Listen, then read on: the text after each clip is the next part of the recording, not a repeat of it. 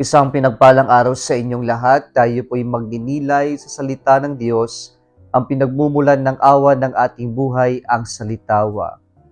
Today, my dear brothers and sisters, we are celebrating the feast of Saint Pedro Calungsod.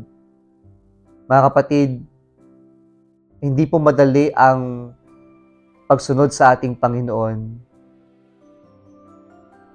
Minsan akalain natin kapag tayo'y sumusunod sa Panginoon, tayo'y nagsisimba, tayo'y nagdarasal, nagbabasa, nakikinig sa kanyang banal na kasulatan, nagdarasal ng mga nobena at ng Santo Rosario ng mga debosyon, o kaya naman nagbibigay ng donasyon sa simbahan, parang akala natin magiging madali ang buhay. Pero sa katotohanan, hindi po magiging madali ang buhay. Kahit na tayo ay naglilingkod sa Diyos, kahit na tayo ay sumusunod sa Diyos, sapagkat ang katotohanan, kapag po tayo mas malapit sa Diyos, mas malapit po tayo sa krus. Kaya po, hindi po nangako ang Diyos ng magaan o komportableng buhay, pero ang pinangako ng Diyos ay buhay na walang hanggan. Buhay na kapiling siya, buhay ng tunay na kaligayahan at kapayapaan. Mga kapatid, sa ating pagdiriwang ng dakilang kapistahan ng ating ikalawang santo na si San Pedro Calungsod, ipinapaalala sa atin na tayo'y maging tapat na lingkod ng Panginoon. Maski sa panahon na susubukin ng ating pananampalataya, ang tunay na lingkod ng Diyos, hindi nang iiwan, hindi bibigay, hindi susuko kahit na minsan tila nakakapagod o nakakasawa na ang sumunod sa Diyos.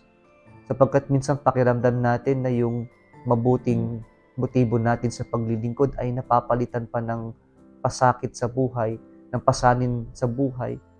Pero ang katotohanan, mga kapatid, ang mga krus na pinapasan natin sa buhay, sa ating pagsunod at paglilingkod sa Diyos, ay daan patungo sa tunay na buhay na walang hanggan, sa buhay na mayroong kwenta, sa buhay na may silbi sapagkat tayo tunay na nagsisilbi o naglilingkod sa Diyos.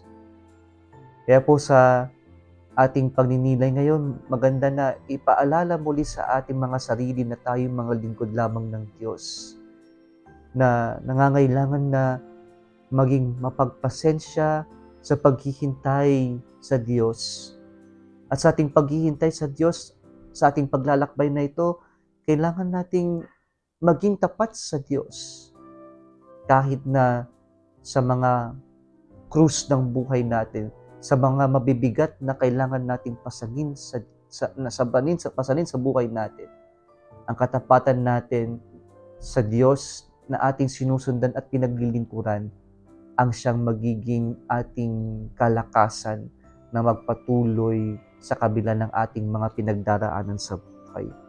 Kaya po napakaganda na maging mapagmatsyag tayo ayon sa ating ebanghelyo ngayon, na ipagpatuloy nating isuot yung ating loins at masindihan ng ating lampara ng pananampalataya, sapagkat sa kabila ng tila matagal na pagtugon ng Diyos sa ating mga panalangin at maski yung sa ating mga pinagdaraanan na pagsubok sa buhay, yung taong may pananampalataya ay mayroong pagtitiwala na darating ang Diyos upang tayo'y tulungan, darating ang Diyos upang tayo'y iligtas sa mga peligro ng buhay natin, at ipagkakaloob ng Diyos kung ano lamang yung maganda at tunay na makakatulong sa atin.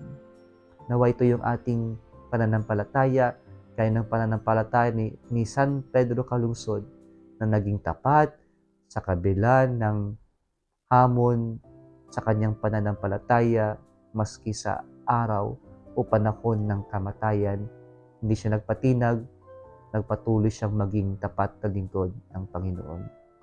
Nagustuhan mo ang video na ito, huwag kalimutang mag-like, share at mag-subscribe sa Salitawa Facebook page and YouTube channel. Muli isang pinagpalang araw sa inyong lahat.